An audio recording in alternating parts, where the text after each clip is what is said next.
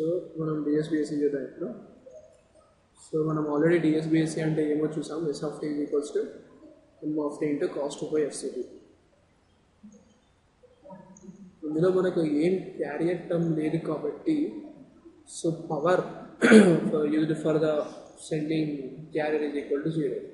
So మనం పంపించిన power మొత్తం మెసేజ్ మాత్రమే పంపిస్తుంది. సో ఇందులో efficiency equal to 100%. So this is the advantage over AM. ఏఎంలో మ్యాక్సిమం ఎఫిషియన్సీ ఎంత వస్తుందంటే మనకు 33% మాత్రమే వస్తుంది. Okay, next power, total power ఏంటో చూడండి. మనం టోటల్ పవర్ చూడడానికి let us consider let m of t equal to am cos 2π f అనుకుందాం.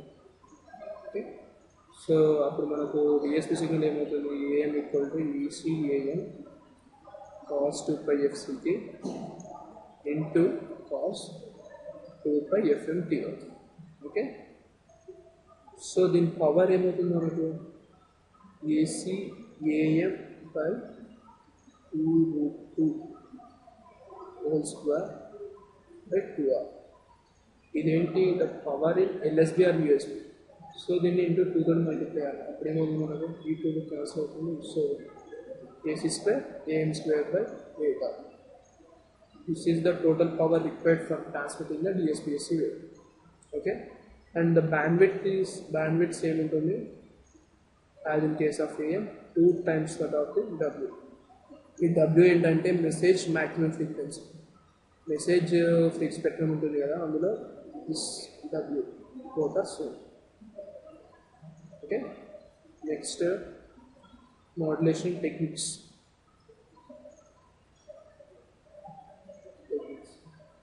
మనకేంటంటే డిఎస్బిఎస్సి అంటే ఏంటి, multiplying message signal and carrier signal.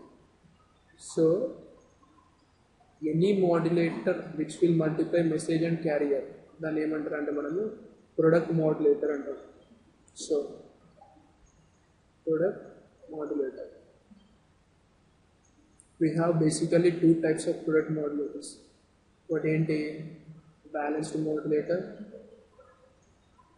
ఇంకోటి ఏంటంటే రింగ్ మాడ్యులేటర్.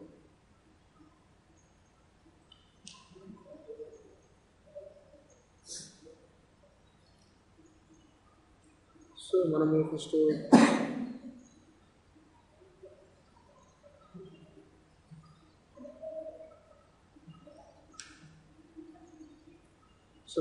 బ్యాలెన్స్డ్ మాడ్యులేటర్ చూద్దాం. బ్యాలెన్స్డ్ మాడ్యులేటర్ అంటే ఏంటంటే రెండు ఏఎం సిగ్నల్, బ్యాలెన్స్డ్ మాడ్యులేటర్ మనం 2 ఏఎం మాడ్యులేటర్స్ యూజ్ చేస్తాం.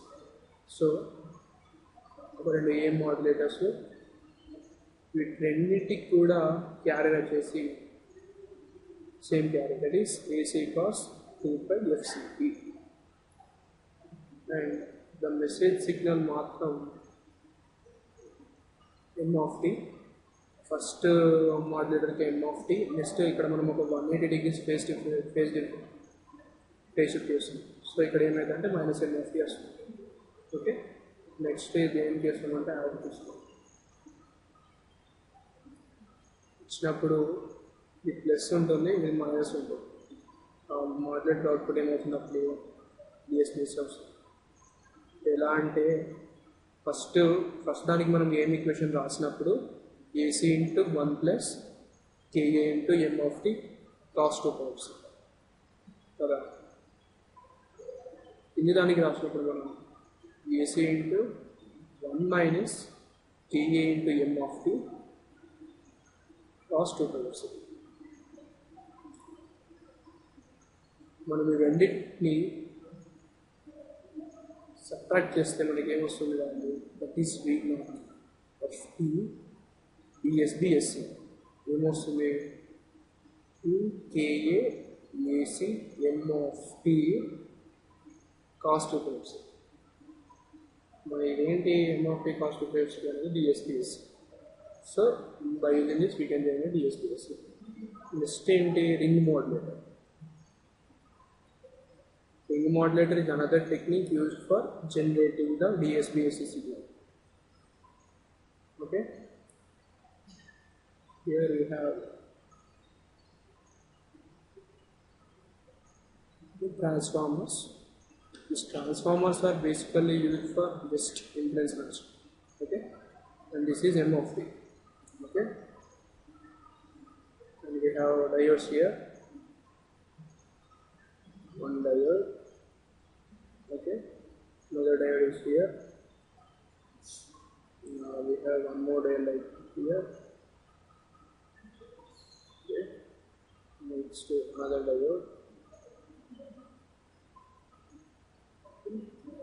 మళ్ళీ ఒక ట్రాన్స్ఫార్మర్ పెడుతున్నాం ఇక్కడ.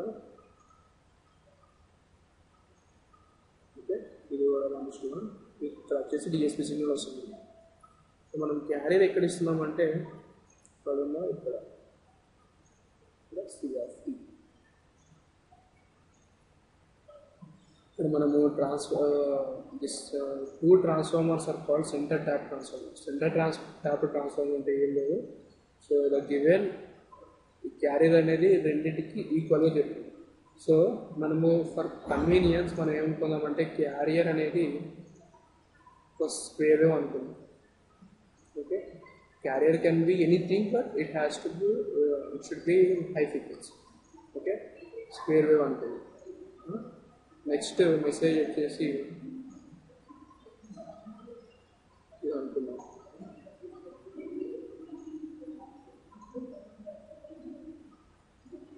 ఓకే, నెక్స్ట్ మనకు డిఎస్పిఎస్సి సిగ్నల్ వచ్చేసి ఎలా వస్తుందంటే డిఎస్పిఎస్సి. ఓకే,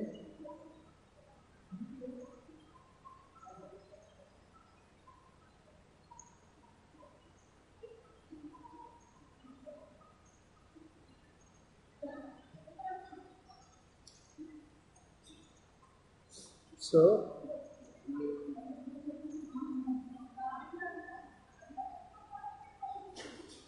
మనకు ఫస్ట్ క్యారియర్ సిగ్నల్ పాజిటివ్ ఉంటే చూసుకుందాం. ఎప్పుడైతే క్యారియర్ సిగ్నల్ పాజిటివ్ ఉంటుందో మనకి డయోడ్స్కి నేమ్స్ ఇద్దాం. ఇది D1, ఇది D2, ఇది D3, ఇది D4. D1 D2 అనేది ఫార్వర్డ్ బయాస్ అయిపోతుంది.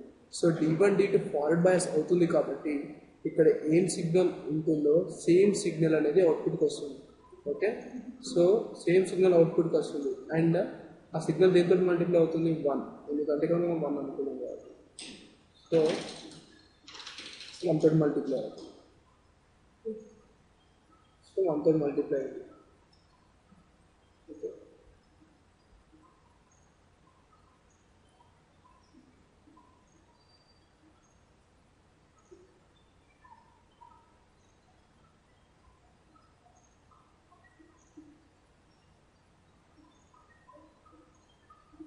ఇప్పుడు 1 మల్టిప్లై అయింది కాబట్టి ఏ మెసేజ్ ఉంటుందో అదే మెసేజ్ ఉంటుంది. సో ఇప్పుడు క్యారియర్ నెగిటివ్ అనుకుందాం. క్యారియర్ నెగిటివ్ అంటే ఏమవుతుంది? అప్పుడు క్యారియర్ నెగిటివ్ ఉంటే D1 D2 అనేది రివర్స్ బయాస్ అవుతుంది, D3 D4 అనేది ఫార్వర్డ్ బయాస్ అవుతుంది. సో అప్పుడు మనకు అవుట్పుట్ సిగ్నల్లో వచ్చేసి 180 degrees ఫేజ్ షిఫ్ట్ వస్తుంది. అంటే మెసేజ్ సిగ్నల్కి 180 degrees ఫేజ్ షిఫ్ట్. ఎలా ఉంటుంది? ఇలా ఉంటుంది. ఇలా వస్తుంది. ఓకే,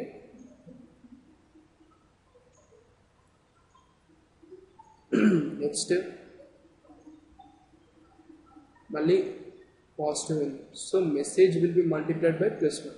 అంటే ఏం లేదు, ఇక్కడ క్యారియర్ ఎప్పుడైతే పాజిటివ్ ఉంటుందో message will multiplied by +1, and ఎప్పుడైతే నెగిటివ్ ఉంటుందో message will be multiplied by -1. Okay, మళ్ళీ ఇప్పుడు క్యారియర్ పాజిటివ్ ఉంది కాబట్టి message will be multiplied by -1. కానీ ఇక్కడ క్యారియర్ నెగిటివ్ ఉంది కాబట్టి negative into positive will be positive, negatives. So ఇలా వస్తుంది.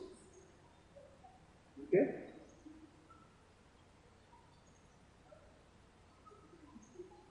ఇక్కడ నెగిటివ్ ఉంది, ఇప్పుడు పాజిటివ్. సో మళ్ళీ పాజిటివ్.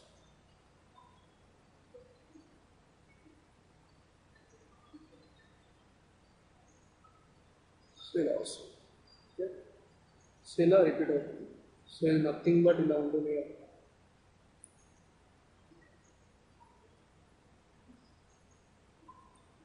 సో మనం ఇక్కడ ఏంటి, ఇక్కడ ఎన్విలాప్ ఫాలో అవుతుంది కదా.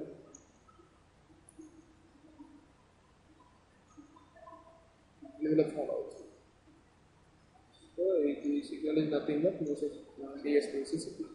In this way we can generate DSP signal from ring modulator. Okay. And next we will consider demodulation of DSPS.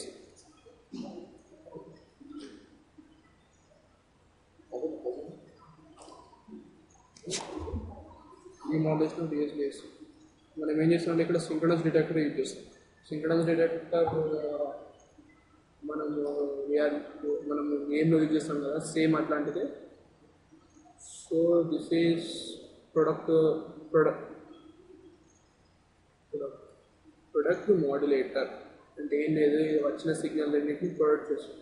So ఇక్కడ మనం ఎస్ఆఫ్టీ ఇస్తున్నాం, అదేంటి డిఎస్పిఎస్. ఇక్కడ ఏంటి ఇంకోటి క్యారియర్, అది సేమ్ క్యారియర్ అవుతుంది. వచ్చిన దాన్ని లో పాస్ ఫిల్టర్ చేస్తాం. అవుట్పుట్ ఏమొస్తున్నప్పుడు ఎంఎఫ్టీ వస్తుంది. ఓకే. సో ఇది ప్రొడక్ట్ మాడ్యులేటర్. ఎలా మనం చూద్దాం, S of T is equals to MFT into cos two pi. ఓకేనా. సో ఇక్కడ V1 ఏమొస్తుంది, V1 equal to MFT into cos square 2πfct. ఎందుకంటే cos 2πfct as C of t equal to cos 2πfct. Okay. Same carrier మనం use చేస్తుంటాం, transmitter దగ్గర use చేస్తాం, అది కూడా యూజ్ చేస్తాం. సో దీన్ని మనము సింప్లిఫై చేస్తే ఏమొస్తుంది, M/T/2 into 1 plus cos 2πfct. మనం దీన్ని లో పాస్ ఫిల్టర్ నుంచి ట్రాన్స్మిట్ చేస్తున్నాం కాబట్టి ఇది వచ్చేసి హై ఫ్రీక్వెన్సీ. సో ఇది అనేది పాస్ కాదు. సో అప్పుడు అవుట్పుట్ ఏమవుతుంది, ఓన్లీ M/T/2. సో ఓన్లీ మనకు మెసేజ్ సిగ్నల్ మాత్రమే ఉంది. So we're getting the information, we're getting the message signal from the modulated signal.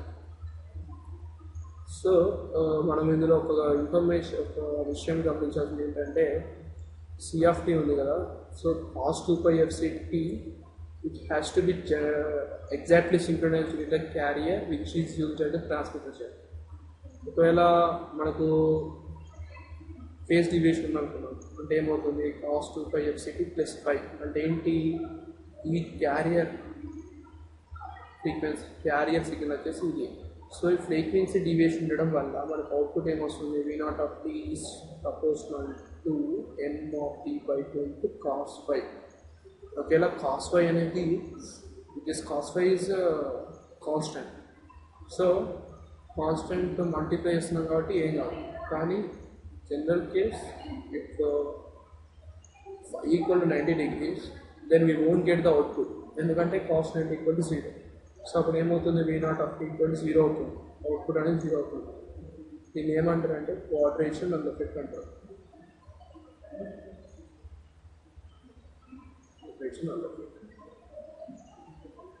So దీంతో డిఎస్పిఎస్